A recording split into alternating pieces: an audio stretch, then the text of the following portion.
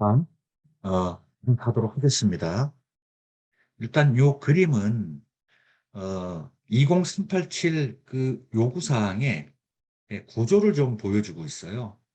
그래서 20387의 요 동그라미 안에 나오는 요 번호는 20387의 조항 번호입니다. 그 20387의 이 요구사항은 어떻게 구성이 되어 있냐면 머릿말하고 개요가 있고요. 이건 뭐, 이 표준을 읽는 데 도움을 주는 거고, 그 다음에 1항이 적용 범위, 2항이 인용 표준, 3항이 용어 정의가 되겠고요. 실질적으로 생물자원은행은 무엇 뭐 하여야 한다. 이렇게 나오는 것은 4항부터입니다. 4항부터 8항까지 4, 5, 6, 7, 8 이렇게 5가지 요구사항이 있고요. 이 중에 생물자원은행이 운영되는 각각의 업무 기능별 프로세스에 대한 요구사항은 7항이에요. 그래서 여기 보면 이 윗부분이 7항에 수탁이나 수집해서 준비 및 보존을 하고 또 시험을 한다면 시험 및 분석하고 보관하고 분양하고 하는 이런 업무 기능별 요구사항이 나와 있고요. 그 다음에 나머지 4항하고 5항, 6항, 그리고 8항하고 7항의 일부분은 이 생물자원은행의 이 업무 기능별 요구사항을 지원해주는 서포트하는 요구사항이다. 이렇게 생각을 하시면 되겠고요. 그래서 기술적인 부분은 사실 7항의 일부 이 요구사항이 그 7항의 일부에 좀 적용이 될 거고 업무 기능별 요구사항 나머지는 다 이제 경영 시스템과 관련된 그런 요구사항이 되겠습니다. 그래서 여기 보시면 이제 기술과 관련되어서 관련되는 참조할 수 있는 국제 표준들이 이렇게 나옵니다. 그래서 바이오 뱅킹 전체 프로세스에서 참조할 것들, 수집할 때 참조할 것들, 시험 및 분석할 때 참조할 것들, 보관할 때 참조할 것들. 그래서 이런 그 참조 표준들이 20387 그 제일 표준의 제일 마지막 페이지에 바이블로그래피라고 해서 참조 문헌 이렇게 해서 나오고 있거든요.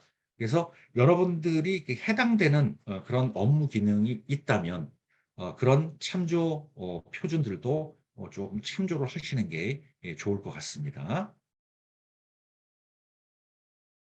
자, 그래서 머릿말 개요, 적용 범위, 인용 표준, 용어 정의 요까지는 여러분들이 표준을 읽어보시면 다 이제 알 수 있는 내용들이고요.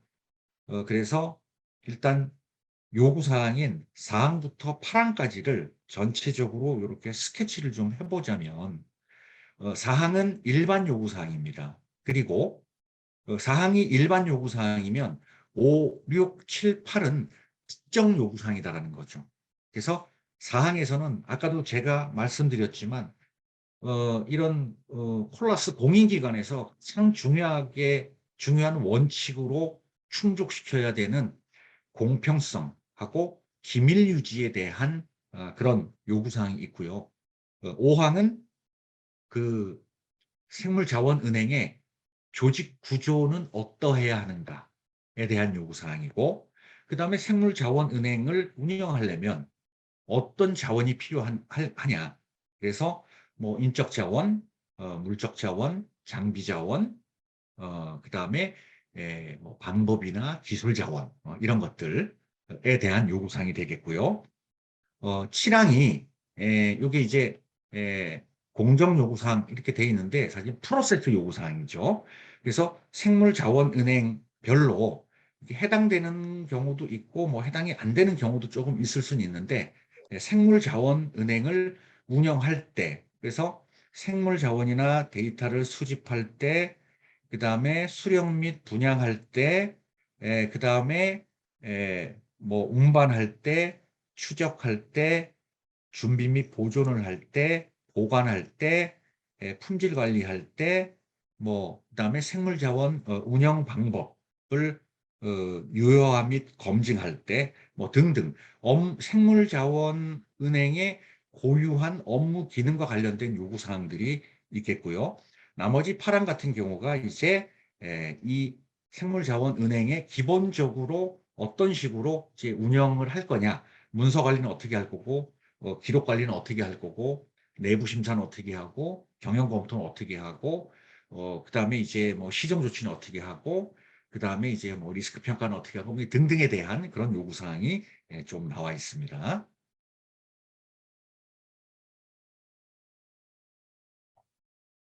그래서 요렇게 요런 구조를 요구사항을 갖고 있고요.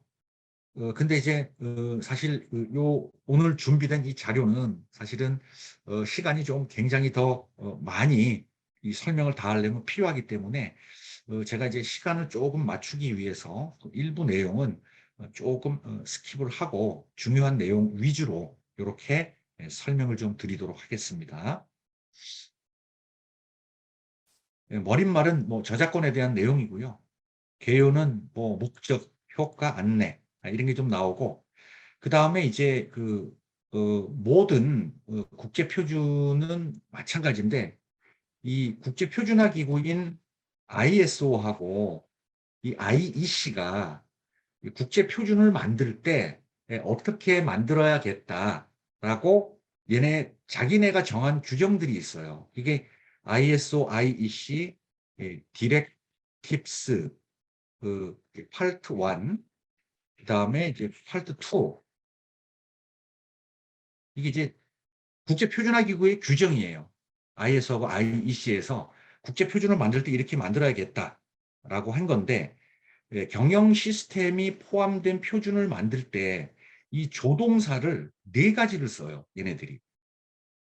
그래서 shall, should, may, can이라는 네 가지 이 조동사를 쓰는데 우리는 이제 번역을 shall은 하여야 한다, should는 하는 것이 좋다, may는 해도 된다, 그 다음에 can은 할 수 있다. 뭐 이렇게 이제 번역은 해놨습니다. 근데 여기서 생물자원은행이 반드시 충족시켜야 되는 것은 shall에 해당되는 거예요. 그리고 가끔 이 should가 나올 수도 있는데 얘는 어, 해도 되고 사실 안 해도 돼요. 그 다음에 이 표준을 읽으실 때 보면 중간중간에 요구사항이 있고 밑에 비고 이렇게 나오는 것들이 있습니다. 이 비고는 요구사항이 아니에요. 얘는 위에 있는 요구사항을 해설해 주기 위해서 뭐 사례를 든다든지 그런 게 나오거든요. 그래서 요 may하고 can 같은 경우는 그 비고에 주로 이제 많이 나옵니다. 이제 그렇게 좀 생각을 하시면 되겠고요. 적용 범위는 뭐 요런 요렇게 적용 어디에 적용한다. 근데 이제 중요한 건 뭐냐 하면 생물자원은행의 품질관리 요구사항 그다음에 적격성, 공평성 및 일관된 운영에 관련된 일반적인 요구사항을 규정하고 있다. 그래서 요렇게 적용을 한다. 뭐 요런 어디 어디에 적용한다라는 것이 좀 나왔고요. 요거는 제가 요 전 시간에 또 이제 설명을 좀 드린 내용이고 인용 표준은 다행히 인용 표준이 있으면 인용 표준도 같이 충족을 시켜야 돼. 근데 다행히 여기서 인용 표준이 하나밖에 없는데 중간중간에 계속 이제 본문에 나오는데 ISO 860 하나가 있어요. 이게 뭐냐 하면 날짜 및 시각을 표기하는 겁니다. 그래서 땡땡땡땡년 땡땡땡땡 땡땡월 땡땡 일 땡땡시 땡땡분 뭐 이런 식으로 표기하는 방법이 있어요. 이게 국제 표준화가 돼 있는데 얘만 적용해라 이렇게 나와 있습니다. 그래서 용어 정의는 좀 건너뛰도록 하겠고요. 사항부터 한번 보도록 하겠습니다. 제가 이제 요 자료를 표준을 가능하면 원본을 개조식으로 좀 안 옮기고 원본을 가능하면 조금 중요한 내용을 갖고 왔고요. 중요한 것은 이제 하이라이트를 조금 해놨습니다. 그래서 우선 총 5가지 요구사항 중에 첫 번째 요구사항이 사항, 일반 요구사항. 이거는 이 일반 요구사항은요, 굉장히 정성적이에요. 그래서 나중에 콜라스 평가사가 나와서 평가를 할 때도 이 일반 요구사항을 바로 평가하진 않아요. 바로 평가하기가 조금 힘든 부분이 많습니다.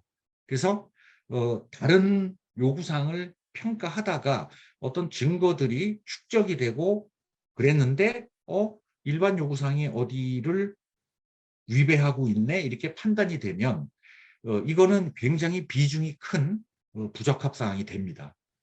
그래서 이 일반 요구사항에 나오는 것들은 이게 이제 기본적인 생물자원은행 운영 원칙에 대한 것이기 때문에 여기서 부적합이 나오면 원칙을 위배한 게 되는 거죠. 그죠?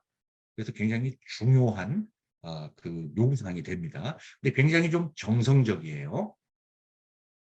그 간단하게 몇 가지만 보면 생물자원은행은 보관하는 생물자원 및 관련 데이터 각 유형에 따른 이 그 절차가 있어야 돼요.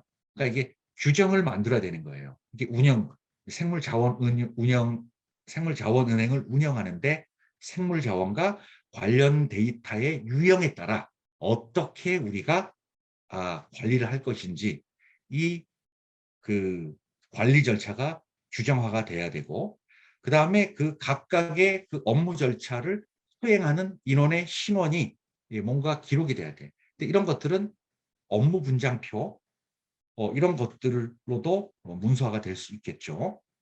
그래서 여기에는 이제 생물자원은행에서 어 운영되는 업무 기능, 수집, 구매, 수탁, 수령, 태그 부착, 등록, 로깅, 목록화 분류, 검사, 프로세스, 보존, 보관, 데이터 관리, 파괴, 포장, 보호, 분양 및 운반에 대한 절차가 있어야 된다는 거죠.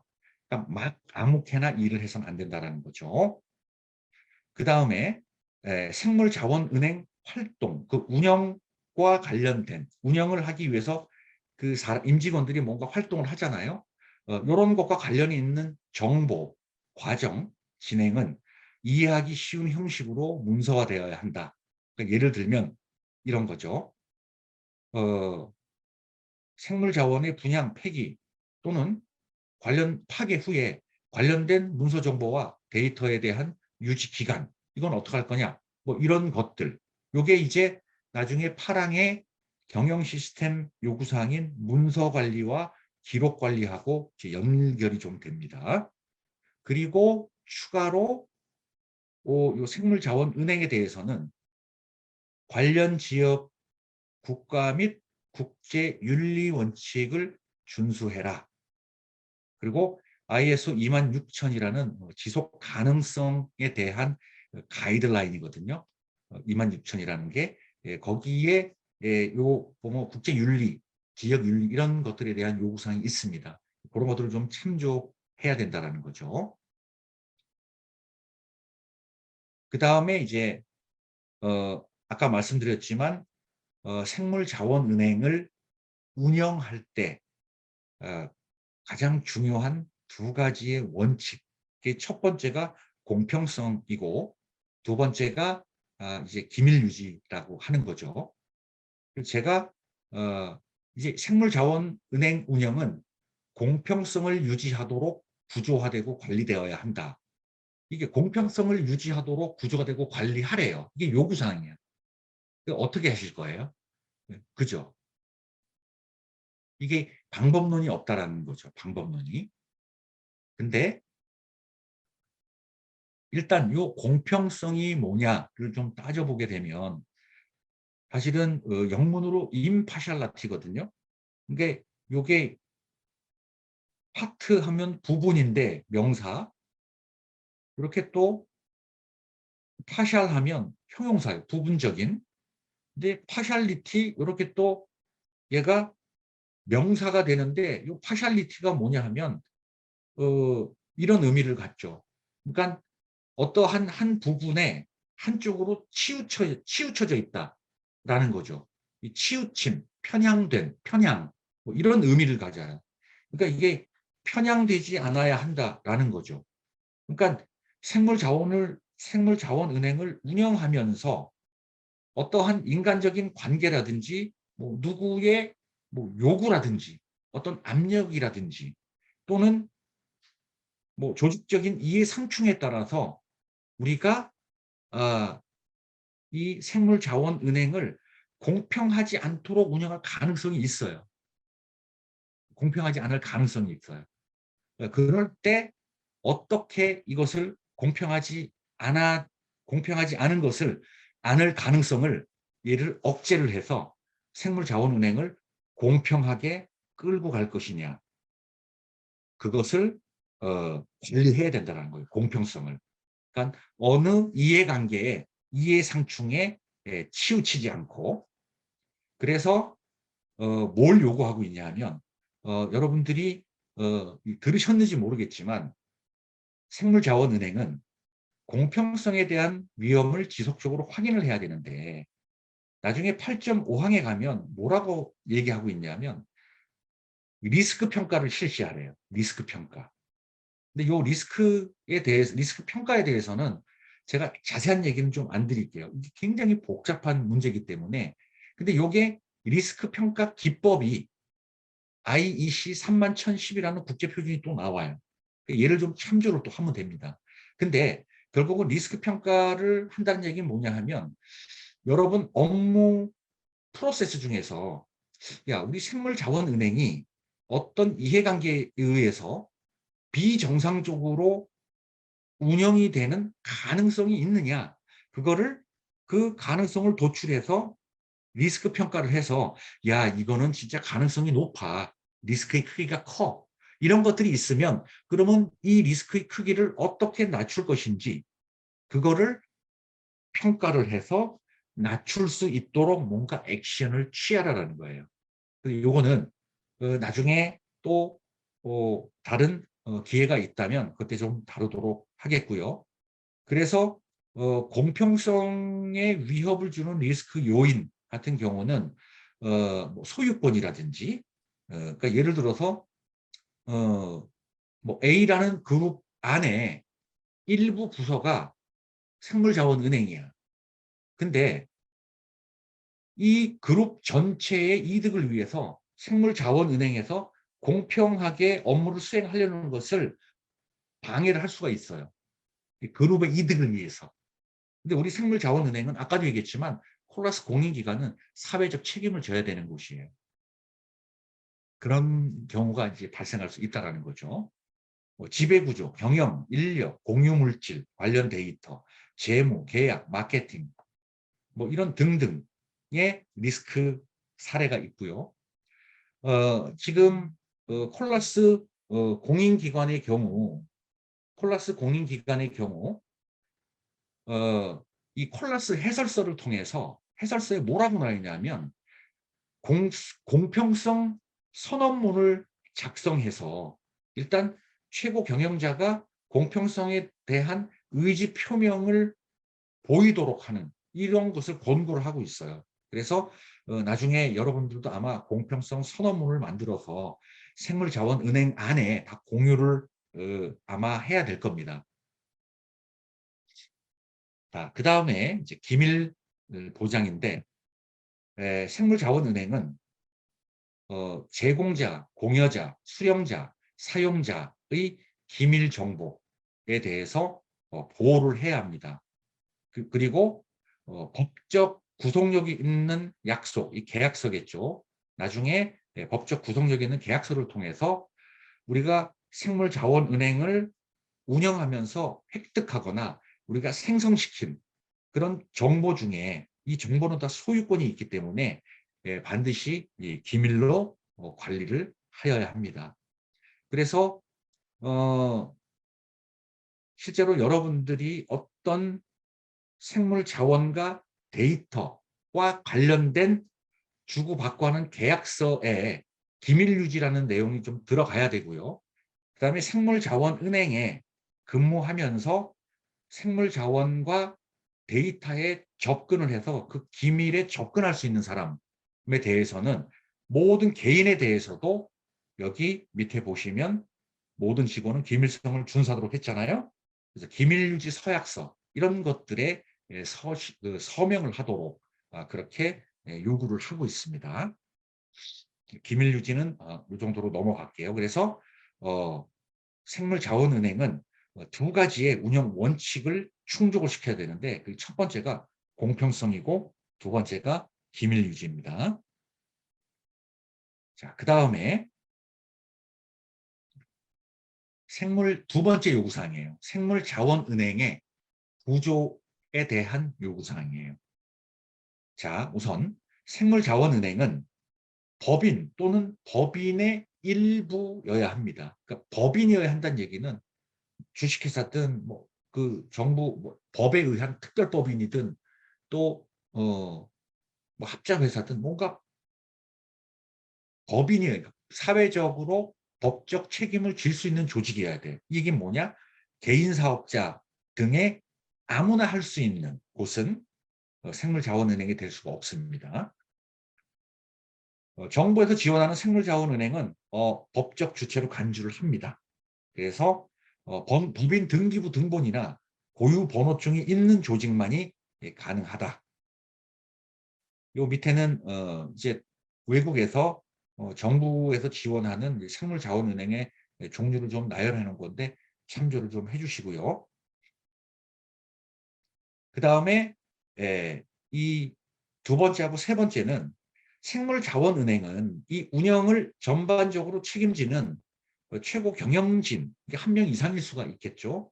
를 지정을 해야 되고 이 경영진을 포함하는 관리감독 구조, 또 이 조직에서의 위치, 그 다음에 지원 서비스, 그러니까 우리 생물자원은행의 운영 업무를 지원해주는 다른 재무회계라든지 총무 이런 것들이 있겠죠.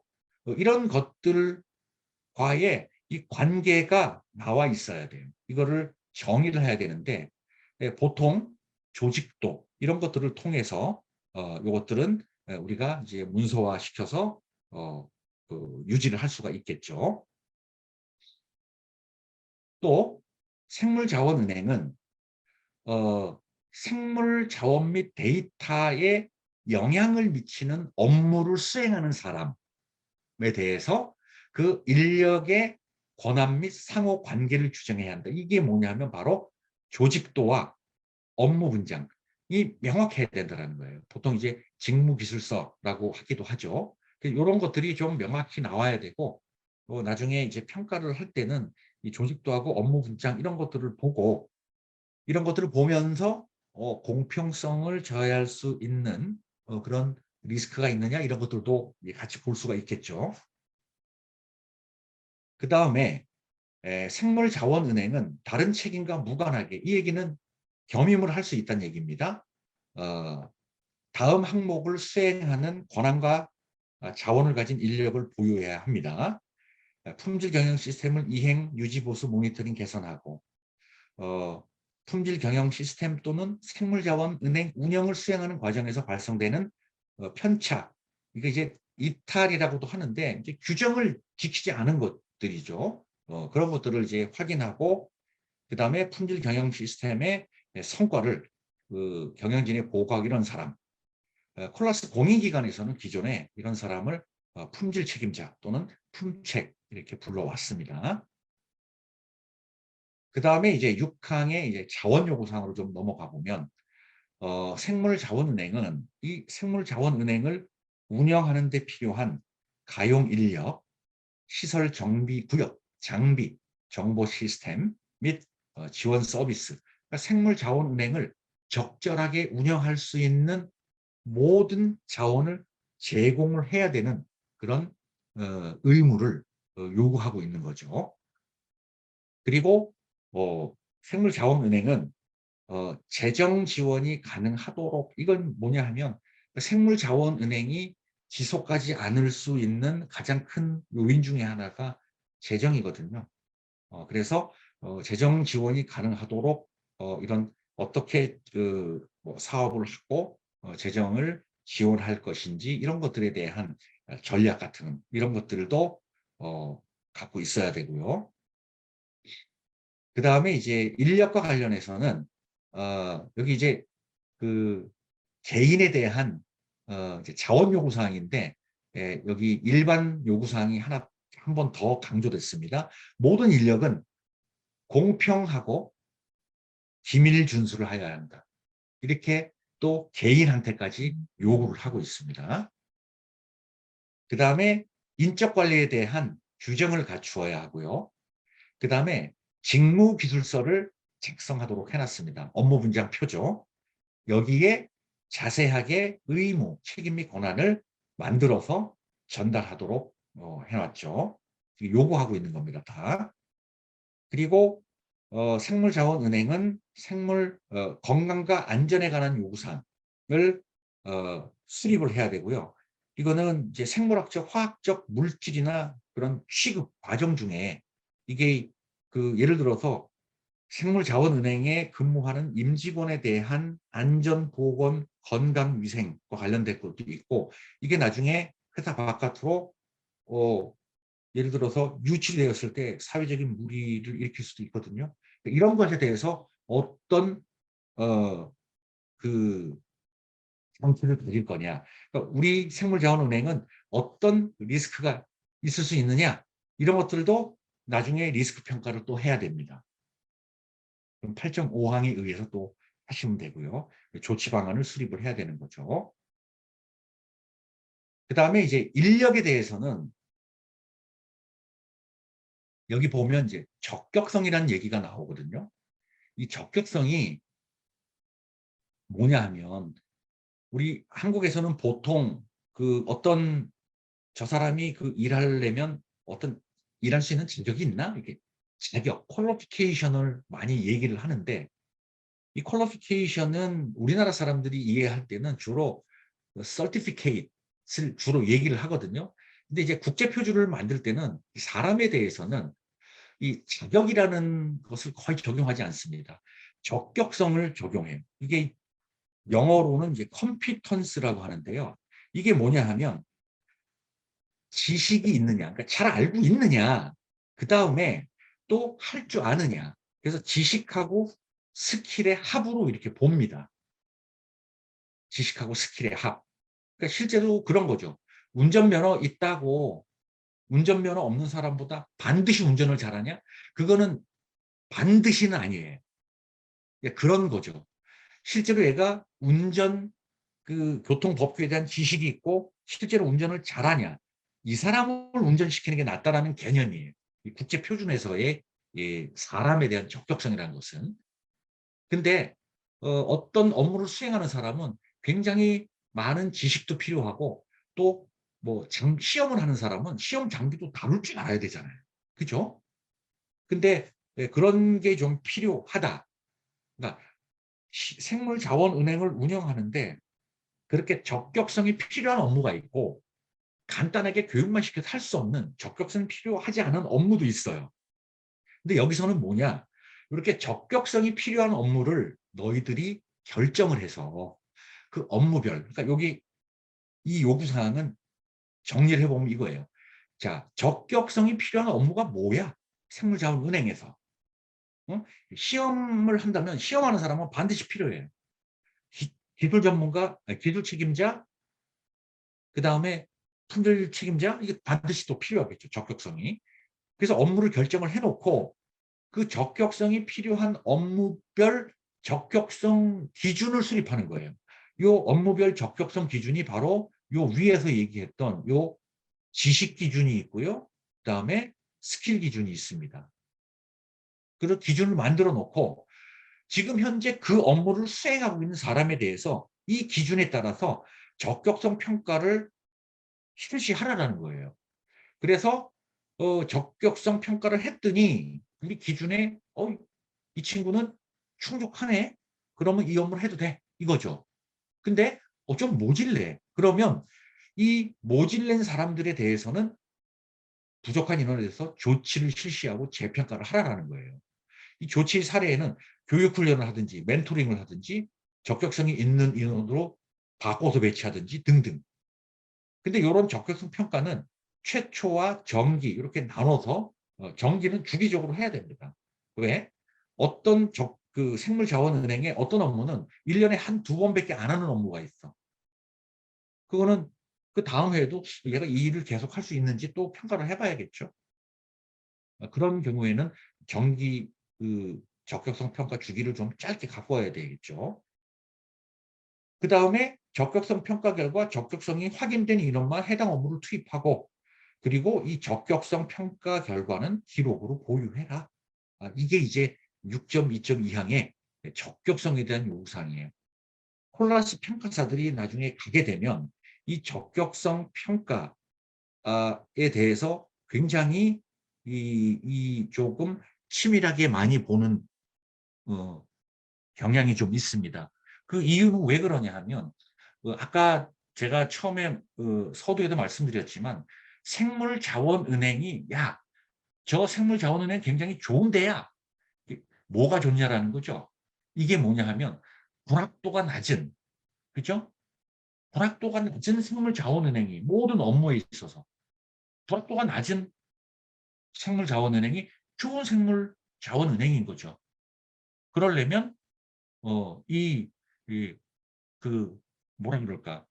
아까도 얘기 드렸지만 생물자원은행이 좋지 않은 좋게 되려면 여기에 영향을 주는 여기에 기여하는 그 몇 가지가 있다 그랬는데 그중에 가장 중요한 것 두 개, 그죠? 하나는 뭐예요? 사람, 그 숙련도라고 얘기했죠. 사람의 숙련도, 그죠? 생물자원은행에서 내가 맡은 업무를 수행하는 그 숙련도 굉장히 중요하죠. 그 다음에 두 번째가 장비의 불확도, 그죠? 이 두 가지가 좋은 생물자원은행을 만드는 거거든요.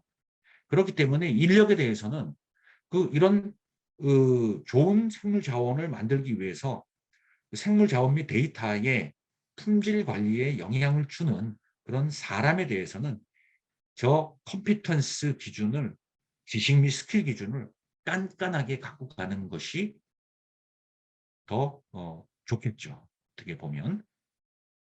그래서 이제 훈련도 시키고 그다음에 새롭게 생물자원과 데이터에 접근하는 업무를 시키기 위해서 새로운 인력을 뽑게 되면 오리엔테이션, 적합한 오리엔테이션도 도록 요구를 하고 있습니다. 그다음에 이제 시설이나 적용 구역 및 환경 조건을 문서화해라.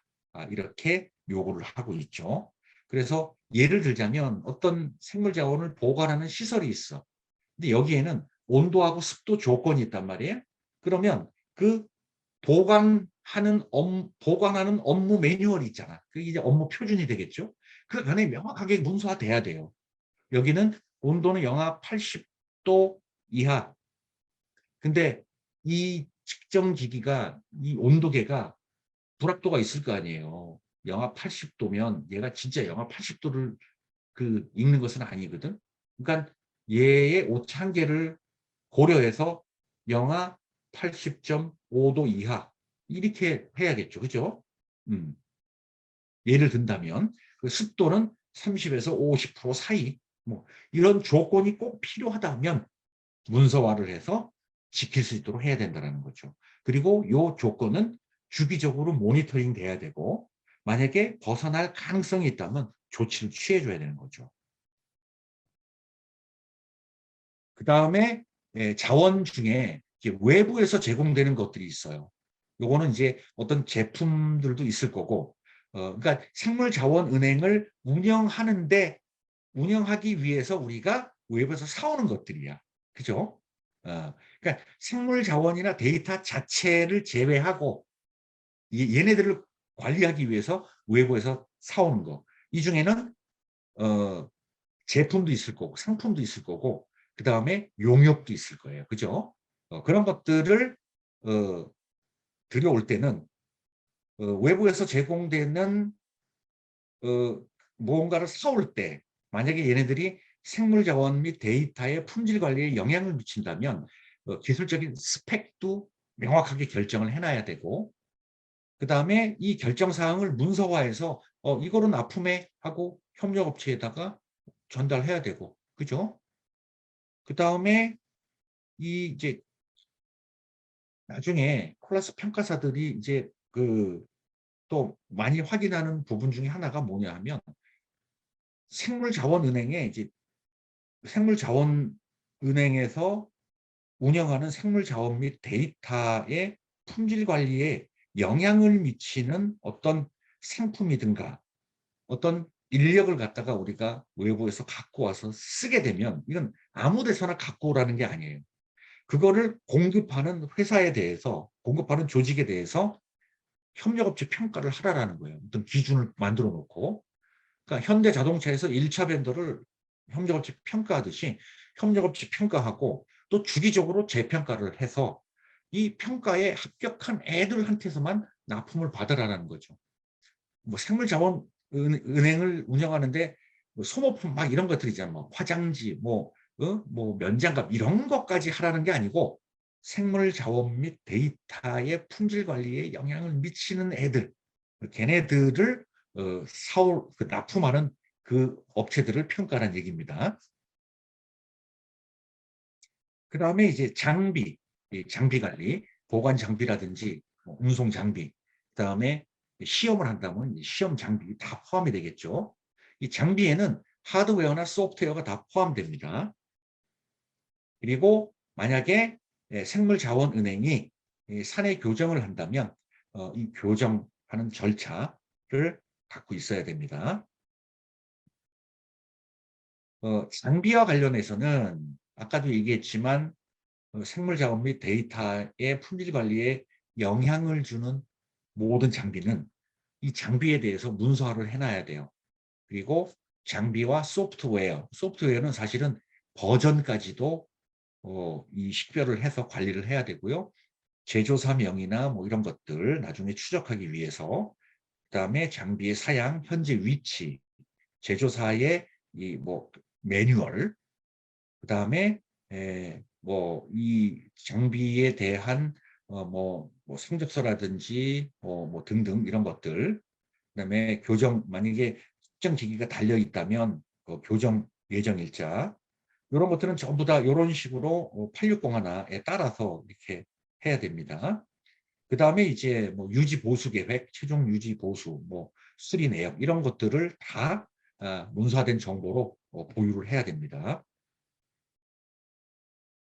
그 다음에 장비는 그 어떤 실수나 고의에 의해서 장비가 제대로 작동하지 않도록 하는 그런 행위는 이제 근절시켜야 되고요. 어떤 장비 같은 경우는 그 리셋 버튼이 달린 장비들이 있어요. 근데 리셋 버튼을 누르게 되면 이 뭐라 그럴까? 처음 사왔던 상태로 돌아가 버려요. 그러니까 이제 교정도 안 된 상태로 막 돌아가 버리기 때문에 아주 치명적인 결과를 초래할 수가 있죠. 그래서 그런 그 리셋 버튼 이런 것은 그 캡을 씌워서 이제 봉인 같은 걸 좀 해놔야 되고요.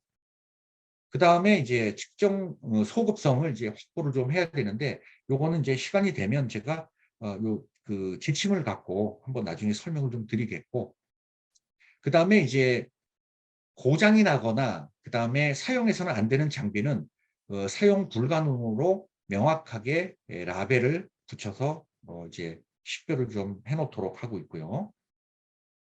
그다음에 이제 칠한, 이제 공정, 요건 이제 공정 프로세스를 공정으로 이제 번역을 해 버렸는데, 사실은 요거는 이제 업무 기능별 일하는 방법에 대한 요구사항, 이렇게 이제 생각을 하시면 됩니다. 7.1 일반사항. 자, 생물자원 및 관련 데이터에 대한 수명 주기, 얘네들이 있으면서 어떤 주기로 지나가게 되면 어떤 뭐 변화가 발생한다든지 뭐 이런 주기 같은 것을 조금 식별하고 거기에 따라서 얘네들을 어떻게 우리가 관리를 해야 되는지 그 일하는 방법을 결정을 해야 되고요. 그래서 요런 것은 이제 수집부터 이제 폐기하는 요 전체의 과정, 여기에서 해당 안 되는 것은 빼면 되겠죠, 우리한텐. 여기에 해당되는 이 프로세스, 일하는 방법은 다 규정화를 해야 됩니다. 뭐 규정으로 만들든 업무 표준으로 만들든 어떤 식으로든 규정화가 돼야 되고요. 그다음에 모든 규정은 항상 최신화가 해야 되고 직원이 즉시 사용 가능하도록 해야 되고, 그다음에 여기 넘어갈게요. 그다음에 이제 생물 자원 관련 데이터를 이제 수집하는 단계. 그래서 어 생물자원은행은 이제 생물 자원의 획득 이전 단계와 관련된 정보를 다 문서화를 해야 돼요. 그래서 요거를 구체적으로 요렇게 이제 문서화 대상에 이게 쭉 나오는데 예를 들어 보면 이제 이런 것들이 있습니다. 타임 스텝, 그 언제 뭐 어떤 일이 있었고 언제 뭐 수집이 되었고 이런 것들. 그다음에 장소. 그래서 요건 좌표 이런 것들. 그다음에 이제 출처 정보, 뭐 숙주를 포함해서 수집 장소의 환경 자료. 그다음에 뭐 제공자가 있다면 이제 제공자에 대한 이런 그 정보들. 그다음에 이제 그 생물학적 실체, 유기적 실체, 식별 또는 이제 특성화 같은 것들. 그래서 요런 익명화, 가명화, 분류학, 표현형 데이터, 임상 데이터 뭐 이런 것들. 그다음에 필요하다면 뭐 제공자가 도너 같은 경우에는 뭐 생활 방식에 대한 데이터 이런 것들도 뭔가 필요하겠지. 그다음에 이제 수집 방법. 어떻게 했느냐, 조건이 어땠느냐 이런 것들, 특이 특성, 전염성이 있느냐 이런 것들, 방사성 물질을 얘가 유출시키는 거냐 뭐 이런 것들, 유전자 변형이 되었느냐 뭐 이런 것들에 대한 문서화를 이제 반드시 해야 되는 거고요. 해당이 안 되는 곳은 이제 필요가 없겠죠, 저건. 그 다음에 이제 수집 절차에 대해서도 규정을 갖추고 해야 되고, 필요하다면 이런 표준을 좀 참조해서 수집을 하되, 만약에 법적 자격이 필요한 그런 수집 대상 생물자원 및 데이터라면 법적 자격을 갖춰야 되겠고, 아니라면 우리 생물자원은행이 아까 인력 부분에서 얘기했던 적격성 기준을 충족시키는 그런 사람이 할 수 있도록 해야 돼요. 그래서 여기 보면 이제 역량이라는 표현이 또 나오는데요. 얘는 우리 그 KS로 번역할 때의 문제인데, 여기 이제 컴피턴스 똑같아요. 역량 이꼬로 적격성이라고 생각하시면 됩니다. 그 인력에 대해서 인력이 하도록 수집을 하도록 그렇게 반드시 해야 되고요. 그 다음에 뭐 윤리적 요구사항이 있다면 그것은 이제 준수를 하면서 그렇게 해야 되겠죠. 그 다음에 이제 생물자원 및 데이터를 수령 및 분양할 때 생물자원 및 데이터의 접근과 분양에 관한 원칙을 정의하고 문서화하고, 그 다음에 필요하다면 그것을 접근하고 분양하는 곳에 인쇄를 해서 이렇게 비치를 해주고, 그래서 거기에 있는 인원들이 항상 그 원칙에 접근할 수 있도록 해주라는 거죠. 그 다음에 수령할 때 수령 또는 취득하는 절차를 수립 문서 및 실행해라. 이것도 규정을 만들라는 거예요. 그래서 아까도 얘기했지만 이 요구사항에는 20387에는 어떻게 하라는 내용은 없습니다. 하라고 돼 있어요. 근데 이 하는 방법은 생물자원은행이 스스로 정하는 거예요. 근데 타당한 방법이어야 되겠죠. 그죠?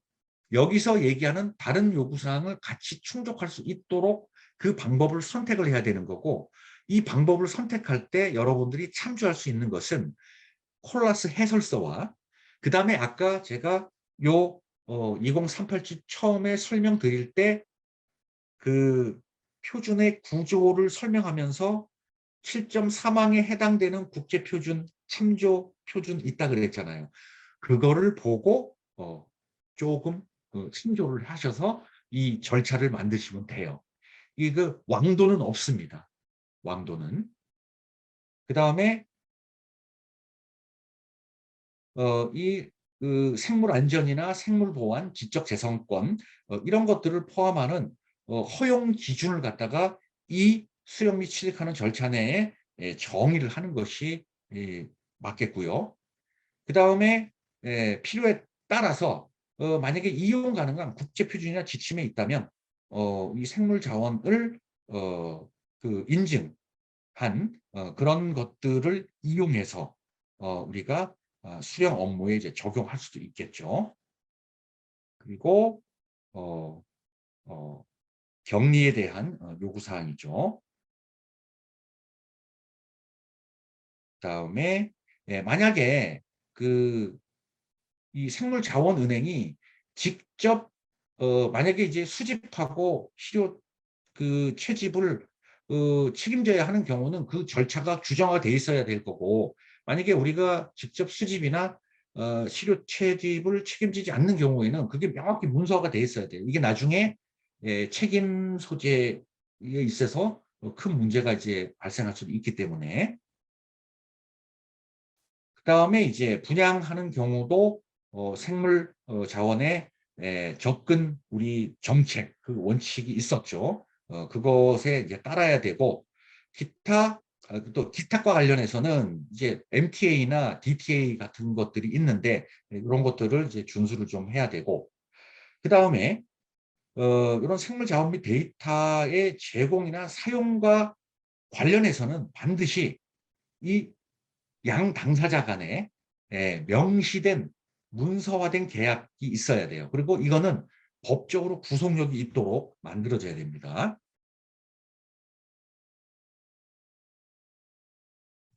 분양할 때도 마찬가지가 되겠고요.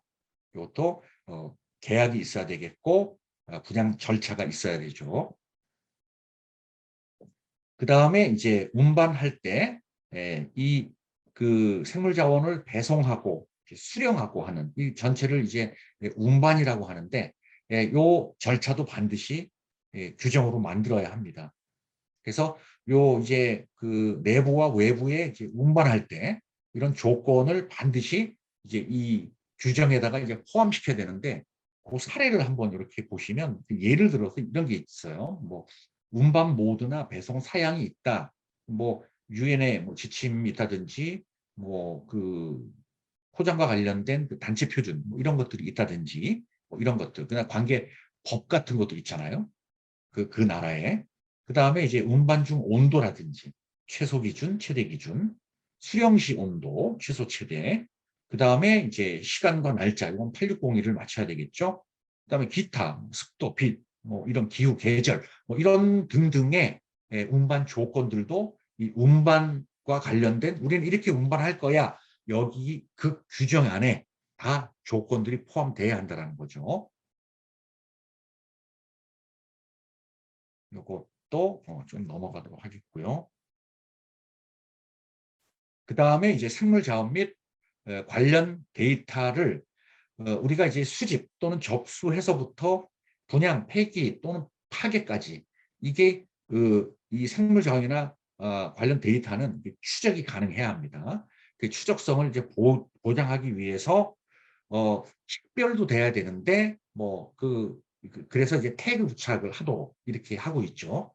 요거는 뭐 지금 뭐 제조회사의 뭐 일반적인 제품들도 나중에 이제 추적성을 보장하기 위해서 그런 굉장히 뭐 라벨이라든지 바코드, 2D 코드, 뭐 RFID, MEMS 뭐 이런 여러 가지 뭐 QR 뭐 이런 것들을 많이 쓰고 있잖아요. 이런 것들을 통해서 식별을 통해서 추적성을 보장해라. 이런 요구사항입니다. 넘어가겠고요. 그 다음에 이제 준비 및 보존과 관련해서 준비 및 보존 방법에 대해서도 이 문서화된 규정을 만들도록 했고요. 이때는 지금 나와 있는 참조할 만한 국제표준이 굉장히 많이 있습니다. 그런 것들을 좀 참조해서 이 준비 및 또는 보존 방법에 대한 규정을 만들 때 활용을 좀 할 수가 있겠고요.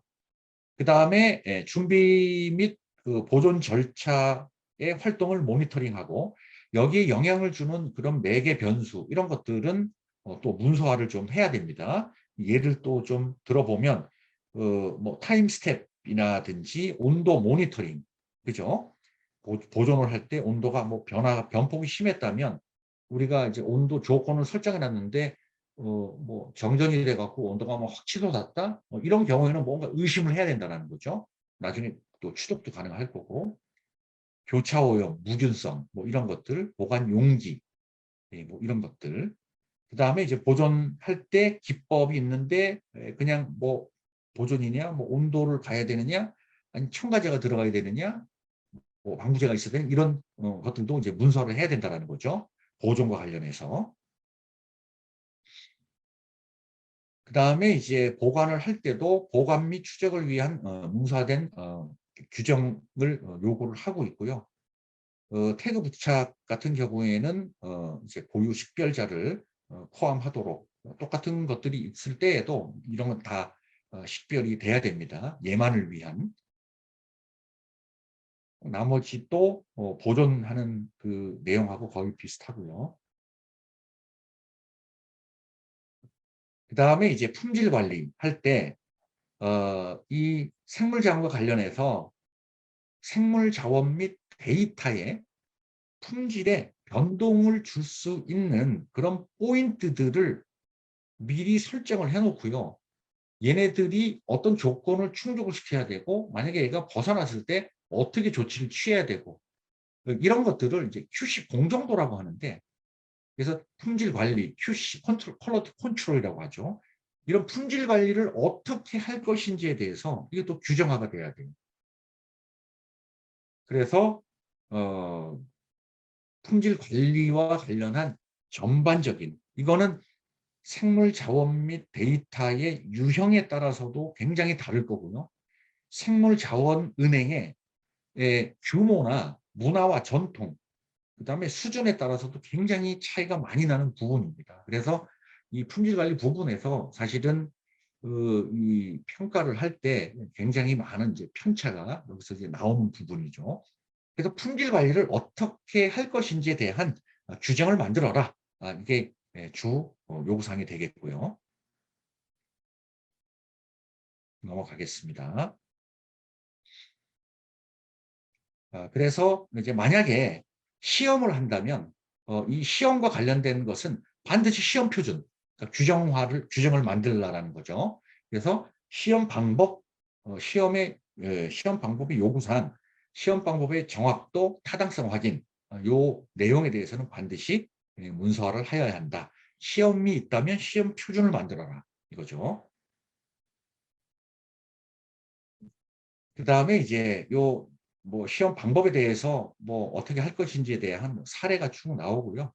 그다음에 시험 방법에 있어서 뭐 요구되는 이런 것들이 있다면 요런 것들도 규정을 해 놓고 충족을 시켜라. 이런 내용이죠. 조금 시간 관계상 조금 빨리 넘어가도록 하겠습니다. 뭐 데이터에 대한 품질 관리는 또 규정을 만들어서 이 데이터를 어떻게 관리할 것인지 규정을 만들어라. 이런 거고요. 그다음에 생물자원 및 데이터의 업무 기능별 우리가 수행해야 되는 운영 방법에 대해서 검증되고 확인된 방법으로 가능하면 해라. 그래서 이것은 아까도 얘기했지만 관련되는 그런 국제 표준이나 단체 표준 이런 것들이 있으니 이런 걸 좀 참조 삼아서 좀 하면 되겠고요. 또 좀 넘어가겠고 정보 및 데이터를 관리하는 거, 백업 시스템을 갖춰라. 그다음에 기밀 유지, 뭐 이런 것들, 그다음에 뭐 크래킹 당하고 이런 것들, 뭐 이런 것들에 대해서 시큐리티를 좀 갖춰야 된다. 뭐 이런 요구 사항이고요. 그다음에 우리가 이제 분석 결과에 대한 요구 사항인데 이것은 생물 자원 및 데이터를 관리, 즉 우리가 생물 자원 및 생물 자원 은행을 운영하는 과정 중에서 우리가 정해놓은 규정에서 이탈되어서 생물 자원이나 데이터의 이런 품질이 잘못이 되었다라고 하면 얘네들은 다 부적합한 것이죠. 그렇게 되었을 때 어떻게 할 거냐. 그런 부적합이 발생했을 때 어떻게 우리는 관리를 할 것인지에 대한 규정을 또 만들어 놓도록 되어 있습니다. 거기에 따라서 조치를 취해야겠죠. 그다음에 만약에 보고서를 제출해야 된다면 이제 보고서를 제출해야 되고요. 보고서는 때로는 뭐 인증서라고 이제 불리기도 하겠죠. 그래서 요거는 나중에 이제 그 보고서 작성에 대한 그런 내용이 또 이제 참조 표준으로 좀 있기 때문에 활용을 좀 하시면 되겠고 보고서에 반드시 들어가야 되는 이제 보고서 포함되는 내용 이런 것들이 좀 있습니다. 그래서 뭐 제목, 품질 보고서, 물질 인증서 뭐 이렇게 그 해당되는 이름을 이제 적으시면 되고요. 그래서 보고서를 작성하는 방법론도 규정화가 돼야 되고요. 그래서 이런 식의 내용이 쭉 들어가면 되고 시험이 있다면 시험 결과도 포함시키고요. 승인자에 누가 승인을 할 거냐 이런 승인자도 정해놔야 되고 승인자의 서명이 들어가야겠죠. 콜라스 같은 경우는 기존의 콜라스 6개 스킴은 기술 책임자가 이제 시험이나 검사는 기술 책임자가 이제 서명을 하도록 그렇게 되어 있습니다. 그 다음에 이제 불만 사항이 있다면 불만을 접수해서 불만을 검토하고 평가하고 그다음에 조치를 취해서 뭐 어떨 때는 이제 통보를 해야겠죠. 이런 규정을 또 갖춰야 돼요. 생물자원은행은. 그래서 뭐 불만이 들어왔을 때 네 알겠습니다. 잘하겠습니다. 그거 끝나는 게 아니라 접수한 기록도 남겨야 되고요. 규정도 만들어 놓고 규정에 따라 접수해야 되고 처리해야 되고 통보도 해줘야 되고 그리고 그 결과물을 기록으로 또 보유를 해야 돼요. 그래서 이런 그 불만 사항은 나중에 이제 파랑에서 얘기하는 좋은 생물자원은행이 되기 위한 개선 포인트가 되거든요. 불만을 받았던 내용들이. 그래서 관리를 좀 잘할 필요가 있죠. 또 넘어가겠습니다. 자, 그 다음에 이제 마지막으로 20387의 마지막 이제 파랑 품질 경영 시스템 요구사항인데 여기 총 이제 9가지 요구사항이 나와요. 그래서 보면 8.1이 있고 8.1은 뭐냐 하면 자, 생물자원은행은 자, 20387의 요구사항을 선택할 거야? 아니면 ISO 9001의 이 경영 시스템 요구사항을 선택할 거야? 그러니까 파랑과 관련해서는 20387의 4항서부터 7항까지는 일단 충족을 시켜야 돼요. 근데 파랑의 8.2부터 8.9항까지의 요구사항을 충족을 시킬 거니 아니면 ISO 9001에 해당되는 요구사항을 충족시킬 거니 이런 옵션을 선택하도록 해놨습니다. 그래서 사실은 이미 이 20387에 대한 국제표준이 나오기 이전에 생물자원은행이 좋은 생물자원은행이 되기 위해서 ISO 9001을 갖고 품질 경영 시스템을 구축하고 인증받은 생물자원은행이 있을 거예요. 그런 데는 기존에 있는 그 ISO 9001 품질 경영 시스템에다가 이 20387의 이 경영 시스템, 20387의 사항서부터 실항까지 내용을 녹여내시면 됩니다. 그래서 어떤 걸 선택하든지 괜찮은데 근데 콜라스 평가사의 입장에서 보면 사실은 20387의 옵션 A를 선택하는 게 훨씬 편하더라고요. 그래서 옵션 B를 선택하는 그런 이 기관들이 가끔 있는데 이 문서 검토서부터 굉장히 이제 복잡하게 조금 진행이 되긴 합니다. 그래서 이 20387의 파랑에 대한 요구사항을 이 ISO 9001의 관련 요구사항으로 적용을 해봤더니 주로 이제 이런 식으로 파랑은 이런 식으로 좀 되고요. 그 다음에 전체 요구사항을 제가 ISO 900이라고 좀 비교를 했는데 이런 식으로 좀 대응이 되더라고요. 그래서 나중에 요 표는 이미 ISO 9001 인증받은 생물자원은행이 공인생물자원은행으로 되기 위해서 이 경영 시스템을 어떻게 구축할 것이냐 설계할 때 참조를 좀 하시면 되겠습니다. 8.2항은 이제 문서화된 정보, 문서와 기록을 남겨라 라는 요구사항이 되겠고요. 자, 지금 여러분 나중에 이제 이 표준을 보시거나 나중에 이제 콜라스 평가를 받으실 때 또는 다른 어떤 업무를 하실 때 문서와 기록을 명확하게 구분할 줄 아셔야 돼요. 이 내용도 ISO IEC 디렉티브스에 나오는 내용을 제가 그대로 갖다 놓은 거예요. 이게 문서화된 정보는 두 가지가 있어요. 종류가. 하나는 문서고 하나는 기록이에요. 영어로는 이렇게 다큐멘트, 기록은 레코드 이게 나눠져 있어요. 명확해요. 요거를 조금 정의를 해 보면 문서는 업무의 기준이고요.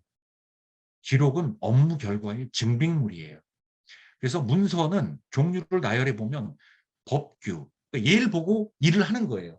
일을 하는 방법이 나와 있기 때문에 예를 보고 일을 하는 거예요. 일하는 기준이에요. 전부 다 문서라 그래요. 걔는 규정, 업무 표준, 작업 표준, 매뉴얼, 국제 표준, 도면. 그리고 기록은 일을 하고 나면 튀어나오는 거예요. 회의를 하면 회의록이 나와. 순찰을 돌면 순찰일지, 작업을 하면 작업일지, 생산을 하면 생산일보, 점검을 하면 점검일지, 시험을 하면 성적서가 나와요. 근데 이 문서와 기록에 아주 다른 특징이 있어요. 뭐냐? 문서는 개정이 가능해요. 개정을 하면 할수록 좋아져요. 왜? 일하는 방법이나 기준이 개선이 됐다라는 거기 때문에. 그래서 문서화된 정보로 유지하여야 한다. 이러면 걔는 그 문서화된 정보는 문서란 얘기예요. 문서. 업무 기준. 그래서 영어 원문에는 maintain 이렇게 되어 있습니다. 그리고 기록은 한번 승인이 되고 나면 그거는 개정 불가예요. 그럼 개정이 아니라 기록 변조입니다. 절대로 고치면 안 돼요. 그래서 얘는 KS 용어로는 문서화된 정보로 보유하여야 한다. 그러니까 저 앞에 본문에서는 뭐라고 되어 있냐면 문서화된 정보로 유지하라고 나오고 문서화된 정보로 보유하라고 나와요. 근데 그게 문서인지 기록인지는 얘기를 안 해줘. 근데 여기에서 얘기를 해주는 거예요, 지금. 여기에서. 그래서 기록은 문서화된 정보로 보유하여야 한다. 이렇게 KS 용어예요. 영어로는 어떻게 표현되느냐? retain 이렇게 돼 있어요. 이걸 구분하셔야 돼요. 그 문서 관리 방법은 작성금도 승인하고 개정 시엔 재승인, 읽기 쉽고 식별이 가능하고 구본은 폐기를 하든가 아니면 소장을 할 때는 구본 스탬프를 찍든가 필요한 사람이 그걸 보고 일하는 사람한테 배포해 줘야 되고 이렇게 관리를 해야 되고 기록은 작성금도 승인이 되잖아요. 그러면 야 우리가 관리해야 되는 기록이 뭐뭐뭐야. 기록을 식별하고 수집하고 파일링하고 색인하고 검색, 보관, 이관, 보존, 훼손 방지, 기밀 유지, 폐기하는 절차를 만들어서 유지하라는 거죠. 자, 그래서 8.3은 문서 관리에 대한 요구사항이고요. 8.4는 기록 관리에 대한 요구사항입니다. 그리고 8.5항에 리스크 평가를 하라 이렇게 나왔는데 요번 세션에서는 요 내용은 조금 생략하도록 하겠습니다. 이게 시간이 굉장히 많이 걸리는 내용이기 때문에 그래서 필요하다면 나중에 요 리스크 평가를 하는 방법론에 대해서 뭐 자료를 좀 만들어서 조금 뭐 설명할 기회를 갖든지 그런 기회를 갖도록 하겠습니다. 그래서 리스크 평가를 해서 아까도 얘기했지만 이런 리스크죠.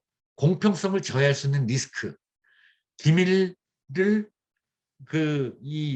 유출할 수 있는 리스크, 업무를 수행하는 과정 중에 생물 자원이나 데이터의 품질에 부정적인 영향을 줄 수 있는 리스크를 도출해서 그 요인이 뭐야? 근데 이 중에서 가능성이 어떤 게 더 커? 순위를 정해놓고 높은 순위에 해당되는 그 리스크부터 개선 계획을 세워서 억제를 해나가는 거죠. 그게 리스크를 다루기 위한 조치가 되는 거고 그 어떤 조치가 완료되면은 다시 한번 리스크 평가를 재실시해 보는 거죠. 그 조치가 효과가 있었는지 없었는지. 틀림없이 조치를 취하고 리스크 재평가를 해보면 기존에 이렇게 높았던 리스크의 크기가 이렇게 낮아져 있을 거예요. 그걸 하라는 겁니다. 그다음에 8.6은 이제 지속적으로 너희 규정을 일하는 방법을 검토해서 개선시켜라고 하는 지금 원칙적인 요구사항이고요. 그다음에 이제 부적합이 있을 때는 시정 조치를 해라 하는 요구사항이 되겠고요. 그다음에 내부 심사를 해라. 근데 생물자원은행은 이제 내부 심사를 해야 되는데 앞으로 내부 심사하는 방법론은 요 ISO 19011에 내부 심사를 하는 방법론이 나와 있어요. 그래서 이걸 갖고 그래서 기존의 콜라스 공인 기관들은 내부 심사 규정이라는 것을 별도로 만들어서 운영을 하고 있습니다. 그래서 그런 것이 없는 기관들은 이제 해야겠죠. 그 다음에 이 내부 심사는 이제 콜라스 이 해설서에 보면 그 주기적으로 이제 하라고 되어 있는데 12개월 간격 뭐 이런 것을 권고를 좀 하고 있죠. 그다음에 이제 그 일정한 기간 동안 생물자원은행을 운영해 보고 그 운영 성과에 좋았던 정보, 뭐 나빴던 정보, 어떤 데이터를 분석해 갖고 그 정보로 만들어서 이런 것은 이런 성과가 있었는데 이렇습니다. 이런 것은 뭐 이런 성과가 있는데 이런 걸 조금 개선해야 됩니다. 뭐 이런 것들을 정리해서 뭐 경영진한테 보고를 하는 행위, 이 경영 검토라는 거예요. 이것을 반드시 해라라고 이제 요구를 좀 하고 있는 거죠. 이게 이제 경영 시스템의 마지막 요구사항이 되겠습니다. 이제 요렇게 해서 사실은 20387에 대한 내용을 억지로 이제 시간을 맞춰서 조금 끝냈고 이제 질의 및 응답을 해야 되는데 제가 그 시간을 조금 빼서 이제 몇 페이지 안 남았거든요. 그래서 그 아까 콜라스 인정제도 운영 요령에 나오는 거기에 나오는 이 지켜야 되는 지침이 있잖아요. 거기에 대해서 간단하게 요약을 좀 해볼게요. 자, 이게 이제 그 지침에 나오는 거예요. 이 측정 결과의 이 소급성 유지를 위한 지침이에요. 그래서 이게 뭐냐 하면 이제 생물자원은행이 여기 있어요. 생물자원은행을 운영하는 과정에 아까도 얘기했지만 특정 장비, 뭐 보관할 때에 어떤 그 특정 장비가 필요하다든지 시험을 하면 시험 장비는 반드시 특정 장비잖아요. 얘네들이 측정하는 그 측정 결과가 생물 자원 및 데이터의 품질에 영향을 미친다면 얘네들은 교정을 해야겠죠. 그죠? 근데 교정을 하는데 만약에 사내 교정을 해도 됩니다. 사내 교정을 하는데 사내 교정을 했을 때 우리가 교정을 하게 되면 한 예를 들어보면 줄자를 교정할 때는 줄자보다 정밀도가 더 큰 버니어 캘리퍼스로 해야 되겠죠. 얘보다. 그 정밀도가 더 크고 더 정확한 기기로 얘를 교정을 해야 될 거예요. 이 교정을 하는 것을 표준기라고 얘기한단 말이에요. 사내 교정을 해. 근데 믿어줄게. 니네가 사내 교정을 했기 때문에 니네의 지금 측정 기기는 지금 정확해. 믿어줄게. 근데 조건이 있어. 니네 그 표준기는 교정했니?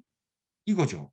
그래서 이 표준기를 사내 교정을 할 때 사용했던 표준기를 공인 교정기관에 보내서 교정을 해. 그럼 우리는 믿을 수가 있잖아요. 왜? 교정된 표준기로 우리가 교정을 했기 때문에 믿을 수 있잖아요. 근데 공인 교정기관에서 우리 표준기를 교정할 때 사용한 그 표준기는 교정이 된 거예요? 모르죠. 근데 돼 있어요. 왜? 콜라스 공인 교정기관은 그 표준기는 자기네가 교정할 때 사용된 표준기는 크리스, 국가 측정 표준기로 더 정밀도 정확도가 높은 표준기로 또 교정이 되는 거고 우리 국가 측정 표준기는 그거보다 더 정밀 정확도가 높은 국제 BIPM, CIPM, 국제 한국말은 잊어버렸는데 측정과 관련된 가장 이 전 세계적으로 가장 어떻게 보면 높은 정밀도와 정확도를 갖는 기준을 갖고 있다고 보면 돼요. 거기에 교정을 받았다면 이게 그러니까 소급성이 뭐냐 하면 정의를 해보면 이거를 BIPM의 이거를 스탠다드 인터내셔널 그래서 국제 단위계라고 하거든요. 그러니까 국제 단위계로까지의 끊어지지 않는 교정의 사슬로 연결시키는 성질, 소극성이라 그러는 거죠. 그러니까 우리가 사내 교정을 했지만 우리가 교정을 할 때 사용한 표준기를 공인 교정기관에다가 맡기게 되면 저절로 알아서 국제 단위계까지 이 끊어지지 않는 교정의 사슬로 연결이 될 수 있다라는 거예요. 그러니까 믿을 수 있다라는 거죠. 그래서 만약에 교정을 한다면 이 원칙을 지켜야 한다라는 거고요. 그다음에 이제 불확도 추정과 관련된 표현과 관련된 것은 이 하여튼 이게 뭐 지금 얘기하기는 조금 또 시간이 부족하니까 요것도 나중에 기회가 되면 어 그 리스크 평가와 이게 관련해서 같이 좀 전달할 좀 기회를 갖겠고요. 기술 기록도 마찬가지로 나중에 좀 기회를 좀 갖도록 하겠습니다.